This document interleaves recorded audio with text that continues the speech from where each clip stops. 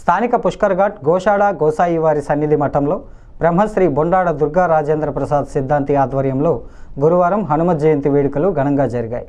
ఈ సందర్భంగా పురోహితులు ఫణి శర్మ ఆంజనేయ స్వామివారికి అభిషేకం, పండ్ల రసాలతో విశేష పూజలు నిర్వహించారు. ముఖ్య అతిథులుగా రాజమండ్రి సిటీ ఎమ్మెల్యే ఆదిరెడ్డి శ్రీనివాస్, మాజీ ఎమ్మెల్యే రౌతు సూర్యప్రకాశరావు, దేవాదాయ శాఖ ఈవో కృష్ణ శ్రీదేవి, 23వ division TDP incharge Ennamuri Deepu, మాజీ కార్పొరేటర్లు వాకచర్ల కృష్ణ, పొలసానపల్లి హనుమంతరావు, ప్రభుత్వ న్యాయవాది ధర్మారావు, ఆబోతుల శ్రీనివాసరావు, ఆములోజు రాంబాబు, అనుగుల రవి, ఒక్కగడ్డ త్రిమూర్తులు, అల్లంకి సత్యనారాయణ హాజరై స్వామివారిని దర్శించుకుని తీర్థప్రసాదాలు స్వీకరించారు.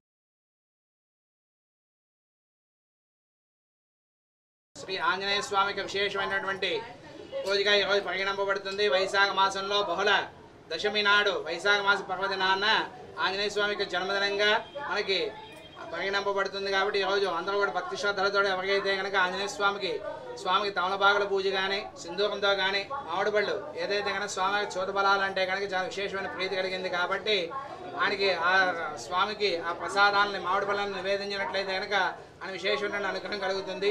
అదేవిధంగా అందరూ కూడా భక్తి శ్రద్ధలతో కనుక ఎవరైతే ఆంజనేయ స్వామిని దర్శనం చేసుకుంటారో వారికి అన్ని రకాలుగా కూడా భయము లేకుండా రక్ష కలుగుతూ ఉంటుంది.